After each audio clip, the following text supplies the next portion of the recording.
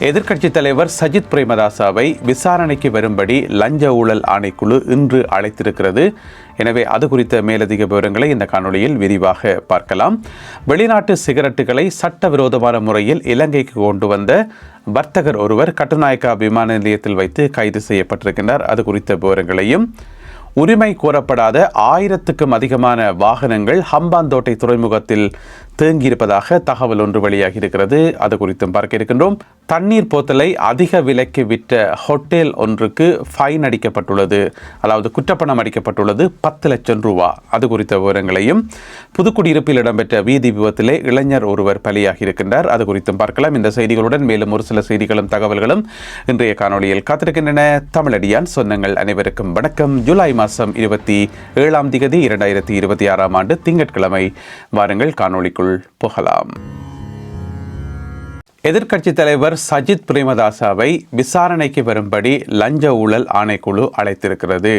இன்றைக்கு 27ஆம் தேதி திங்கட்கிழமை லஞ்ச ஊழல் ஆணைக்குழுவுக்கு வந்து ஒரு வாக்குமூலம் ஒன்றை தர வேணும் என்று சொல்லி அவருக்கு ஏற்கனவே எழுத்துப்பூர்வமாக கடிதம் அனுப்பப்பட்டிருக்கிறது. எப்போ அனுப்பப்பட்டதுன்னு சொன்னால் இந்த மாதம் 10ஆம் தேதியே அனுப்பப்பட்டது.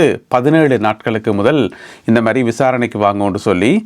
அப்போ எதுக்கு சஜித் பிரேமதாசா மேலே விசாரணை என்று கேட்டிங்கன்னு சொன்னால், என்ன விசாரணை, என்ன குற்றம் என்று சொல்லி சரியான தகவல்கள் வெளியாகலை. லஞ்ச ஊழல் ஆணைக்குழு அது சம்பந்தமாக வெளியிடல. இருந்தாலும் ஒரு வாக்குமூலம் ஒன்றை வழங்கணும் என்று சொல்லி அழைக்கப்பட்டிருக்கின்றார். என்ன பிரச்சனை என்று சொன்னால், அவருடைய கட்சிக்காரர்கள் வந்து நிறைய பேர் கைது செய்யப்பட்டிருக்கணும் தானே. மிக முக்கியமான அமைப்பாளர்கள் எல்லாரும் கைது செய்யப்பட்டிருக்கணும் இந்த ஊழல் மோசடி சம்பந்தமாக. எனவே அவர்கள் கொடுத்த தகவல்களின் அடிப்படையில் சிலவள சஜித் பிரேமதாசாவும் விசாரிக்கப்பட இருக்கிறாரா என்று சொல்லி தெரிய. இருந்தாலும் அவரை விசாரணைக்கு வர சொல்லி லஞ்ச ஊழல் ஆணைக்குழு வந்து அழைத்திருக்கிறது. அப்ப சஜித் பிரேமதாசா பார்த்தீங்கன்னு சொன்னா எப்பவுமே ஒரு அப்பாவி மாதிரி, சாது மாதிரி, எந்த சோழி சுரட்டைக்கும் போகாத ஆள் மாதிரி இருப்பார் தானே. இப்ப பார்த்தீங்கன்னு சொன்னா அவர் மேலேயே விசாரணை என்று சொன்னா அப்போ கமுக்கமாக இருந்து கொண்டு நைஸாக இருந்து கொண்டு ஏதோ செய்திருக்கிறார்.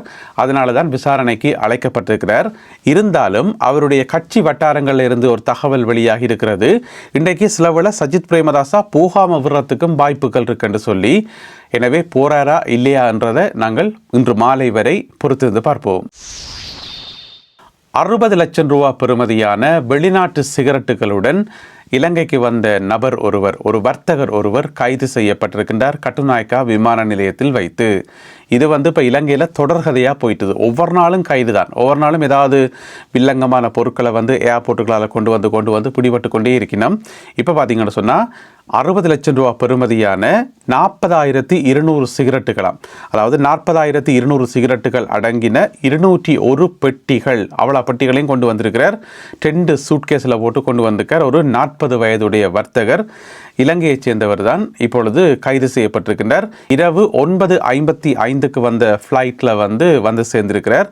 இப்பொழுது அவர் கைது செய்யப்பட்டிருக்கார். அவர் கொண்டு வந்த பொருட்கள் பறிமுதல் செய்யப்பட்டுள்ளன. வெளிநாடுகளில் இருந்து இறக்குமதி செய்யப்பட்டு யாராலும் உரிமை கோரப்படாத பெருந்தொகையான வாகனங்கள் ஹம்பாந்தோட்டை துறைமுகத்தில் தேங்கியிருப்பதாக தகவல்கள் வெளியாகி இருக்கின்றன. எவ்வளவு வாகனங்கள் என்று கேட்டிங்கன்னு சொன்னால் 1025 வாகனங்கள். அப்போ 1025 வாகனங்களை நீண்ட காலமாக யாருமே உரிமை கோராமல் துறைமுகத்துக்குள்ளேயே தேங்கி கிடக்கின்ற என்ன அர்த்தம்? ஏற்கனவே இலங்கையில் வாகனங்களுக்கு தட்டுப்பாடு, புதிய வாகனங்களை இறக்குமதி செய்ய முடியலை, நிறைய வரிகளை கட்ட வேண்டி இருக்குது. சில பல ரூட்டுகளில் பழைய பஸ்ஸுகளே ஓடுது, அதனால் விபத்துக்கள் எல்லாம் நடக்குன்னு சொல்லி நாங்கள் செய்திகளை கேள்விப்படுறோம். அது ஒரு பக்க பிரச்சனை. இங்கால பார்த்தீங்கன்னு சொன்னால் புது வாகனங்கள் இறக்குமதி செய்யப்பட்டு 1025 வாகனங்கள் யாருமே உரிமை கோரியலன்னு சொன்னால் அப்போ யார் அதை இறக்குமதி செய்தது? இறக்குமதி செய்தது அதை தேடு வரலாமல் விடுவினமா என்னென்னு விளங்கையில். அதில் 625 வாகனங்கள் கடந்த 6 மாதங்களுக்கு மேலாக தேங்கி இருக்கின்றன என்று சொல்லப்பட்டிருக்கிறது.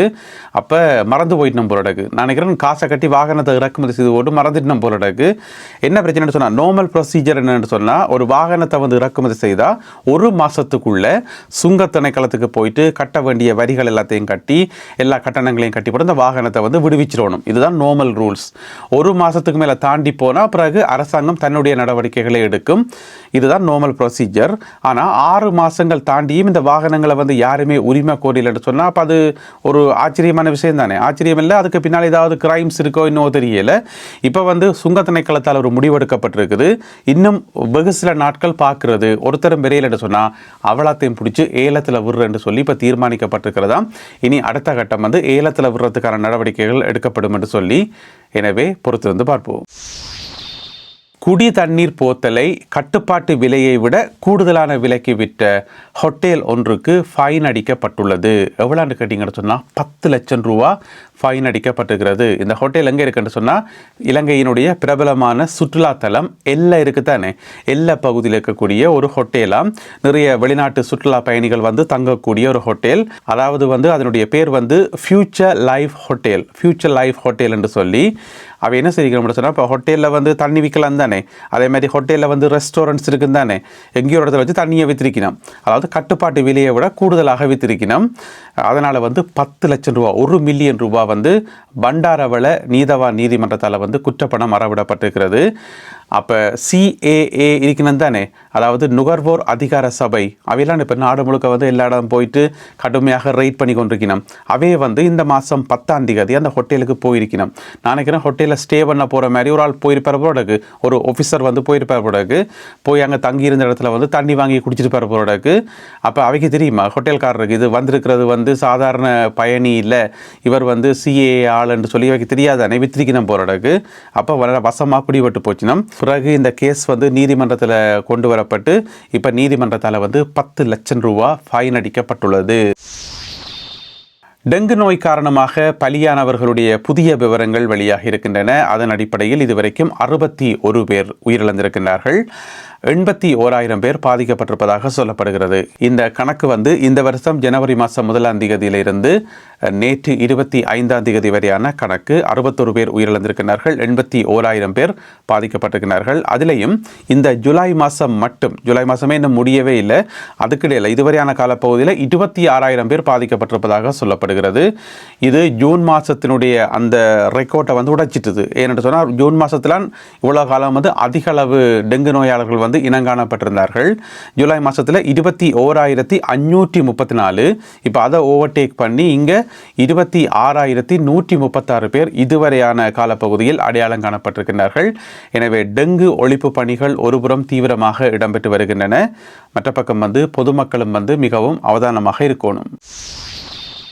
முல்லைத்தீவு மாவட்டம் புதுக்குடியிருப்பு நகரத்தில் இடம்பெற்ற வீதி விபத்து காரணமாக இளைஞர் ஒருவர் பலியாகி இருக்கின்றார். 18 வயதுடைய இளைஞர் ஒருவர் பலியாகி இருக்கின்றார். இந்த சம்பவத்தில் வந்து என்ன நடந்திருக்குன்னு சொன்னால், புதுக்குடியிருப்பில் வந்து 10ஆம் வட்டாரம் பகுதியில் குழந்தை இயேசு ஆலயம் என்று இருக்குதானே, அந்த கோயிலுக்கு முன்னால் பார்த்தீங்கன்னு சொன்னால் 2 மோட்டார் சைக்கிள் எதிரெதிர் திசையில் வந்திருக்கு.